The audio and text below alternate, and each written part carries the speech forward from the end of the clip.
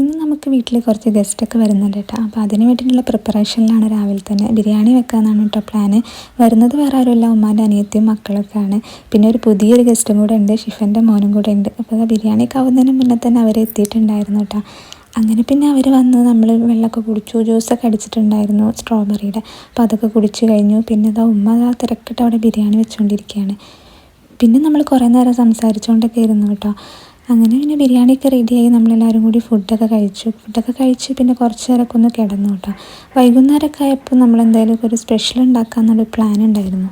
അങ്ങനെ പിന്നെ ഷംന കാസർഗോഡ് ചക്ലി എന്നിട്ട് പേരുള്ള ഒരു സംഭവം ഉണ്ടാക്കുകയാണ് കേട്ടോ. ഞാൻ യൂട്യൂബിലൊക്കെ ഇത് കണ്ടിട്ടുണ്ടായിരുന്നു. നമ്മൾ ഈത്തപ്പഴം, പിന്നെ അതിലേക്ക് കുറച്ച് മുളക് പൊടി, ഉപ്പ്, വിനാഗിരി, കുറച്ച് വെള്ളം കൂടി ഒഴിച്ചിട്ട് നമ്മളൊന്ന് മിക്സിയിൽ കറക്കിയെടുക്കുക.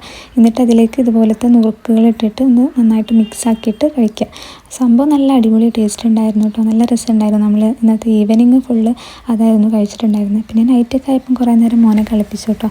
നാളെ നമ്മൾ ടൗണിലൊക്കെ ഒന്ന് പോകാമെന്നൊക്കെ പ്ലാൻ ഉണ്ട്. ആ വിശേഷങ്ങളുമായിട്ട് അടുത്ത വീഡിയോയിൽ കാണാം.